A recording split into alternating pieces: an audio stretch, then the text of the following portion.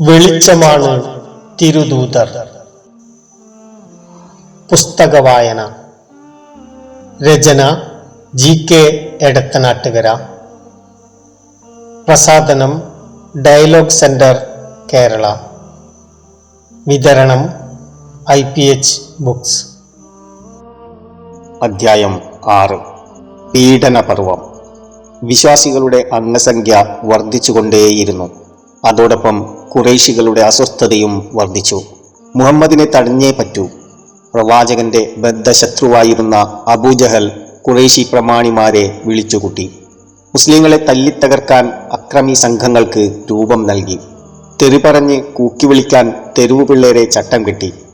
അവരുടെ കവിതകളിലൂടെ പ്രവാചകനെ ആക്ഷേപിച്ച് കവിതകൾ എഴുതി. പ്രവാചകൻ പോകുന്ന വഴിയിൽ മുള്ളുകളും ചപ്പുചവറുകളും വിതറി. കഅബാലയത്തിൽ നമസ്കരിക്കുന്നത് തടഞ്ഞു. കൊലവിളികളും തെറിവിളികളുമായി അവർ പ്രവാചകനെയും അനുയായികളെയും വേട്ടയാടിക്കൊണ്ടിരുന്നു. ഒട്ടകക്കുടൽമാല. പ്രവാചകൻ കഅബാലയത്തിൽ നമസ്കരിച്ചു കൊണ്ടിരിക്കുകയാണ്. ഖുറൈശി പ്രമാണിമാർ കൂട്ടം കൂടിയിരിക്കുന്നുണ്ട്. അബൂജഹലിന്റെ നിർദ്ദേശപ്രകാരം രക്തം വാർന്നൊലിക്കുന്ന അറുത്ത ഒട്ടകത്തിന്റെ കുടൽമാല ഒരാൾ കൊണ്ടുവന്നു. നമസ്കരിച്ചു കൊണ്ടിരിക്കുന്ന പ്രവാചകന്റെ പിരടിയിലേക്കത് വലിച്ചിട്ടു. ഖുറൈശി കൂട്ടം കളിയാക്കിക്കൊണ്ട് ആർത്തട്ടഹസിച്ചു കൊണ്ടിരുന്നു. പ്രവാചകൻ സാഷ്ടാംഗ പ്രണാമത്തിൽ തന്നെ തുടർന്നു. ആരോ അറിയിച്ചതിനാൽ വിവരമറിഞ്ഞ മകൾ ഫാത്തിമ ഓടിയെത്തി. നിറ കണ്ണുകളോടെ പിതാവിന്റെ പിരടിയിൽ നിന്ന് കുടൽമാലകൾ മാറ്റി. അതിനുശേഷമാണ് പ്രവാചകൻ എഴുന്നേറ്റത്. ഇതുകൊണ്ടൊന്നും അവർ മതിയാക്കിയില്ല. മറ്റൊരു സന്ദർഭത്തിൽ പ്രവാചകന്റെ കഴുത്തിലെ വേഷ്ടിയുടെ അറ്റങ്ങൾ പിടിച്ചു വലിച്ച് കഴുത്ത് ഞെരിച്ച് കൊല്ലാനുള്ള ശ്രമം നടത്തി. പ്രവാചകൻ ആരാധനയിലാകുമ്പോൾ പലപ്പോഴും പലതരം മാലിന്യങ്ങൾ വിതറി ഉപദ്രവിച്ചുകൊണ്ടിരുന്നു. നടന്നു പോകുന്ന വഴിയിൽ മുള്ളുവിതറി തെരുവു പിള്ളേരെ കൊണ്ട് കൂക്കി വിളിപ്പിച്ചു. ദൈവം കൂടെയുണ്ട്. ഒരിക്കൽ പ്രവാചകൻ നിരത്തിലൂടെ നടന്നു പോകുമ്പോൾ ഒരാൾ പ്രവാചകന്റെ തലയിലേക്ക് ചെളി വാരിയെറിഞ്ഞു. തലയിൽ ചെളിയുമായി കയറി വരുന്ന പ്രവാചകനെ കണ്ടപ്പോൾ ഫാത്തിമക്ക് സങ്കടം സഹിക്കാൻ കഴിഞ്ഞില്ല. കണ്ണീരൊലിപ്പിച്ചുകൊണ്ടവർ പ്രവാചകനെ സ്വീകരിച്ചു. തലയിലെ ചെളി കഴുകി വൃത്തിയാക്കിക്കൊണ്ടിരിക്കെ നിറകണ്ണുകളോടെ നോക്കി നിൽക്കുന്ന മകളോട് പ്രവാചകൻ പറഞ്ഞു, മോളെ കരയല്ലേ, ദൈവം നിന്റെ പിതാവിന്റെ കൂടെയുണ്ട്. യാസിർ കുടുംബമേ ക്ഷമിക്കുക. പ്രവാചകന്റെ അനുയായികളെയും അവർ കഠിനമായി പീഡനങ്ങൾക്ക് ഇരയാക്കി. പാവപ്പെട്ട അടിമകളെ അവർ പ്രത്യേകം ലക്ഷ്യം വെച്ചു. മഖ്സൂം ഗോത്രത്തിലെ അടിമകളായിരുന്നു യാസിറും സുമയ്യയും. അവരുടെ മകനായിരുന്നു അമ്മാർ. യുവാവായ അമ്മാർ പ്രവാചകാധ്യാപനത്തിൽ ആകൃഷ്ടനായി ഇസ്ലാം സ്വീകരിച്ചു. മകൻ മാറിയതോടെ യാസിറും സുമയ്യയും സത്യമാർഗം പുൽകി. യാസിർ കുടുംബം മുഹമ്മദിന്റെ മാർഗം സ്വീകരിച്ച വിവരമറിഞ്ഞതോടെ മഖ്സൂം ഗോത്രം ഇളകിമറിഞ്ഞു. ഖുറൈശികളും വെറുതെയിരുന്നില്ല. അബൂജഹലിന്റെ നേതൃത്വത്തിൽ പീഡനം ആരംഭിച്ചു. യാസിറിന്റെ ശരീരത്തിൽ ചുട്ടുപഴുത്ത പടയങ്കി അണിയിപ്പിച്ച് പീഡിപ്പിച്ചു. വെള്ളത്തിൽ മുക്കി ശ്വാസം മുട്ടിച്ചു. സുമയ്യയുടെ നെഞ്ചിൽ കരിങ്കല്ല് കയറ്റിവെച്ച് ചുട്ടുപഴുത്ത മണലിലൂടെ വലിച്ചിഴച്ചു.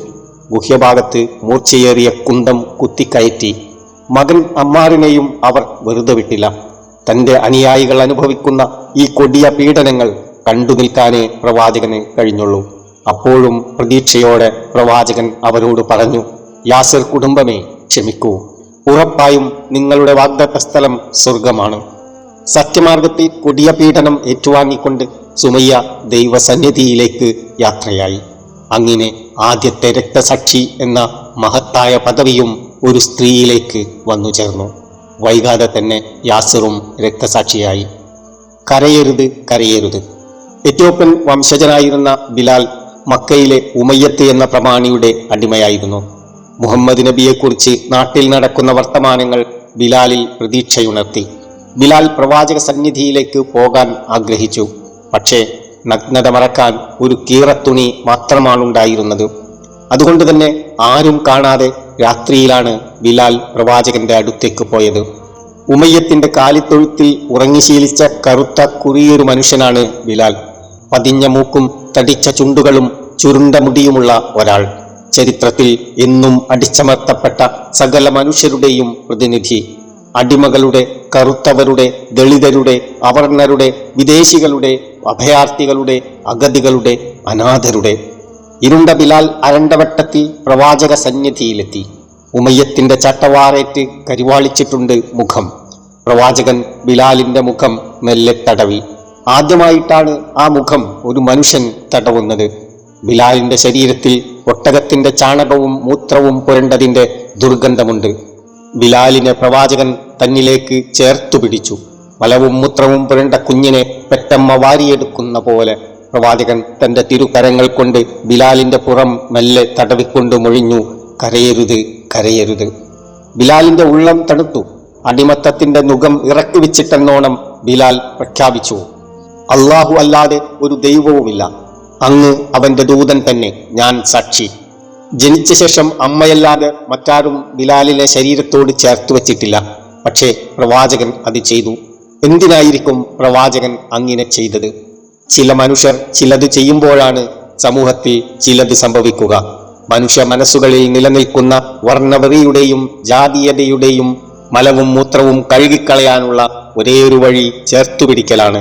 ഒരൊറ്റ തറവാട്ടുകാരായ മനുഷ്യകുലത്തിൽ വംശീയ ബോധമുണ്ടാക്കിയ പരിക്ക് പരിഹരിക്കാനുള്ള ദൈവികമായ ഒരു നടപടിക്രമം. മനുഷ്യരെ, നിങ്ങളെ നാം ഒരാണിൽ നിന്നും പെണ്ണിൽ നിന്നുമാണ് സൃഷ്ടിച്ചത് എന്ന വിശുദ്ധ ഖുർആന്റെ ദൈവിക അധ്യാപനത്തെ ഇതിനേക്കാൾ നന്നായി എങ്ങനെ പ്രയോഗവൽക്കരിക്കും?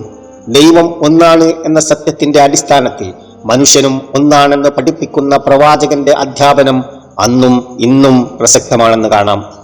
ഒരു കേരള സാക്ഷ്യം. അരയ വംശോദ്ധാരണി സഭാ സ്ഥാപകനും കവിയുമായിരുന്നു പണ്ഡിറ്റ് കറുപ്പൻ.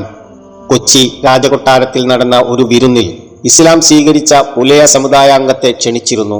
പണ്ഡിറ്റ് കറുപ്പനെ ക്ഷണിച്ചിരുന്നില്ല. ഈ സംഭവത്തെപ്പറ്റി അദ്ദേഹം എഴുതി, അല്ലാ ഇവനൊരു പുലയനല്ലേ, അള്ളാ മതം നാളെ സ്വീകരിച്ചാൽ ഇല്ലാ തടസ്സം ഇല്ലില്ലായിടവും പോകാം, ഇല്ലത്തും പോയിടാം യോഗപ്പെണ്ണേ, നോക്ക് സുന്നത്തിൻ മഹാത്മ്യം ജ്ഞാനപ്പെണ്ണേ. ഒരു അമേരിക്കൻ സാക്ഷ്യം. മാൽക്കം എക്സ് എന്ന അമേരിക്കൻ വിപ്ലവകാരി ഇസ്ലാം സ്വീകരിച്ച് ഹജ്ജ് നിർവഹിച്ച ശേഷം തന്റെ അനുഭവങ്ങൾ കുറിച്ചിട്ടുണ്ട്. ആധുനിക ലോകത്തിന്റെ കണ്ണു തുറപ്പിക്കാൻ പര്യാപ്തമാണ് അദ്ദേഹത്തിന്റെ വിവരണം. ലോകത്തിന്റെ വിവിധ ഭാഗങ്ങളിൽ നിന്ന് 10,000-കണക്കിന് തീർത്ഥാടകർ അവിടെ എത്തിച്ചേർന്നിരുന്നു. നീലക്കണ്ണും സ്വർണ്ണ തലമുടിയുമുള്ളവർ തൊട്ട് കറുത്ത തൊലിയുള്ള ആഫ്രിക്കക്കാർ വരെ വ്യത്യസ്ത നിറക്കാർ. പക്ഷെ ഞങ്ങളെല്ലാവരും ഒരേ അനുഷ്ഠാനങ്ങളിലാണ് പങ്കെടുത്തത്. ഏകതയുടെയും സാഹോദര്യത്തിന്റെയും ചൈതന്യം പ്രകടമാക്കുന്നവയായിരുന്നു ഈ അനുഷ്ഠാനങ്ങൾ. വെളുത്തവർക്കും വെളുത്തവരല്ലാത്തവർക്കുമിടയിൽ ഇത്തരം ഏകതാബോധം ഒരു കാലത്തും നിലനിൽക്കുകയില്ല എന്ന വിശ്വാസത്തിലേക്കാണ് അമേരിക്കയിലെ അനുഭവങ്ങൾ എന്നെ നയിച്ചിട്ടുള്ളത്. അമേരിക്ക ഇസ്ലാമിനെ മനസ്സിലാക്കേണ്ടത് ആവശ്യമാണ്. കാരണം സമൂഹത്തിൽ നിന്ന് വംശീയ പ്രശ്നങ്ങൾ മായ്ച്ചു കളയുന്ന ഒരേയൊരു ദർശനം ഇസ്ലാമാണ്. ഞാൻ പറയുന്ന ഈ വാക്കുകൾ കേട്ട് നിങ്ങൾ നടുങ്ങിയേക്കും. 7-ാം നൂറ്റാണ്ടിലെ പ്രവാചകന്റെ മാതൃക ഈ കാലഘട്ടത്തിലും മനുഷ്യനെ ഒന്നായി കാണാനുള്ള തിരിച്ചറിവിന്റെ വെളിച്ചം നൽകുന്നു എന്നതാണ് ഇതിലെ കൗതുകം. അഹദ്. ബിലാൽ മുഹമ്മദിന്റെ പാത സ്വീകരിച്ചു എന്നറിഞ്ഞ ഉമയ്യത്തിന്റെ സമനില തെറ്റി. കൊടിയ പീഡനങ്ങൾക്ക് ബിലാലിനെ വിധേയമാക്കി. ചുട്ടുപഴുത്ത മണലിൽ മലർത്തിക്കിടത്തി നെഞ്ചത്ത് കരിങ്കല്ല് വെച്ച് വലിച്ചിഴച്ചു. പരമ്പരാഗതമായി വിശ്വസിച്ചു പോരുന്ന ദൈവങ്ങളെ പുകഴ്ത്താൻ ബിലാലിനെ നിർബന്ധിച്ചു. ബിലാൽ പക്ഷേ വഴങ്ങിയില്ല. ബിലാൽ വാഴ്ത്തിയത് അഹദ് എന്ന മന്ത്രം മാത്രമാണ്. ഏക ദൈവത്വത്തെ കുറിക്കുന്ന പദമാണത്.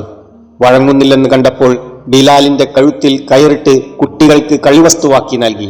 അപ്പോഴും ബിലാൽ അഹദ് എന്ന മന്ത്രത്തിൽ നിന്ന് പിൻവാങ്ങിയില്ല. ഒടുവിൽ ലാത്തയെ പുകഴ്ത്തിയാൽ വെറുതെ വിടാം എന്നായി ഉമയ്യത്ത്.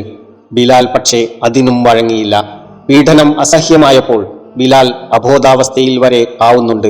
ഒടുവിൽ ഇതെല്ലാം അറിഞ്ഞ അബൂബക്കർ ഇടപെടുകയും ബിലാലിനെ വിലക്ക് വാങ്ങി സ്വതന്ത്രനാക്കുകയുമാണ് ചെയ്തത്. കൊല്ലാം, പക്ഷേ കീഴടക്കാനാവില്ല.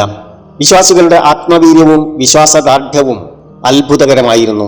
ഖുറൈശികളിൽ പോലും മതിപ്പുളവാക്കാൻ മാത്രം തീവ്രമായിരുന്നു അത്. ശരീരം തളരുമ്പോഴും ഉയിര് കാക്കുന്ന ഈ ഉൾക്കരുത്തിന്റെ ഉറവിടം പ്രവാചകൻ പഠിപ്പിച്ച ഏകദൈവത്വ മന്ത്രമാണ്. സൃഷ്ടികളുടെ അടിമത്തത്തിൽ നിന്ന് സൃഷ്ടാവിന്റെ അടിമത്തത്തിലേക്ക് മാറുക എന്നതാണ് മനുഷ്യ ഔന്നത്യത്തിന്റെ അടിസ്ഥാനം. അന്നും ഇന്നും അതുതന്നെയാണ് മനുഷ്യ വിമോചനത്തിന്റെ യഥാർത്ഥ വഴി. മൂസാ നബിയെ നേരിടാൻ ഫറോവ നിശ്ചയിച്ച മാരണക്കാരുടെ ചരിത്രം ഇത്തരുണത്തിൽ പ്രവാചകന് ദിവ്യ വെളിപാടിലൂടെ ദൈവം വിവരിച്ചു കൊടുക്കുന്നുണ്ട്. വിശുദ്ധ ഖുർആനിലെ 7-ാം അധ്യായത്തിൽ അത് കാണാം. സത്യം ബോധ്യപ്പെട്ടപ്പോൾ ഫറോവയുടെ അധികാരത്തെ ഭയപ്പെടാതെ അവർ സത്യം പ്രഖ്യാപിച്ചു. ഉടനെ ഫറോവയുടെ ഭീഷണി വന്നു. ഞാൻ നിങ്ങളുടെ കൈകാലുകൾ ഒന്നിനൊന്ന് വിപരീതമായി വെട്ടിമുറിക്കുക തന്നെ ചെയ്യും. പിന്നെ നിങ്ങളെയൊക്കെ ഞാൻ കുരിശിലേറ്റും, തീർച്ച. മാരണക്കാരുടെ പ്രതികരണം ഇങ്ങനെയായിരുന്നു: ഞങ്ങളുടെ നാഥന്റെ തെളിവുകൾ ഞങ്ങൾക്ക് വന്നെത്തിയപ്പോൾ ഞങ്ങൾ അതിൽ വിശ്വസിച്ചു. അതിന്റെ പേരിൽ മാത്രമാണല്ലോ താങ്കൾ പ്രതികാരത്തിനൊരുങ്ങുന്നത്. ഞങ്ങളുടെ നാഥ, ഞങ്ങൾക്ക് നീ ക്ഷമ നൽകണമേ. ഞങ്ങളെ നീ മുസ്ലിങ്ങളായി മരിപ്പിക്കണമേ. ലോകശക്തികളുടെ ആയുധക്കൂമ്പാരത്തിന്റെ മുന്നിൽ അടിപതറാതെ പോരാടുന്ന ഇന്നത്തെ ഫലസ്തീൻ പോരാളികളുടെ ആത്മവീര്യം ലോകത്തെ വിസ്മയിപ്പിച്ചിട്ടുണ്ട്. അതിന്റെ പൊരുൾ തേടുന്നുണ്ട് പലരും. അവരുടെ ഈ ഉൾബീജത്തിന്റെ ഉറവിടവും പ്രവാചകാധ്യാപനത്തിലാണ് ചെന്നെത്തുക. ഇങ്ങനെയുള്ള ഏതൊരു ജനതയെയും കൊല്ലാം, പക്ഷേ കീഴടക്കാനാവില്ല. നന്ദി.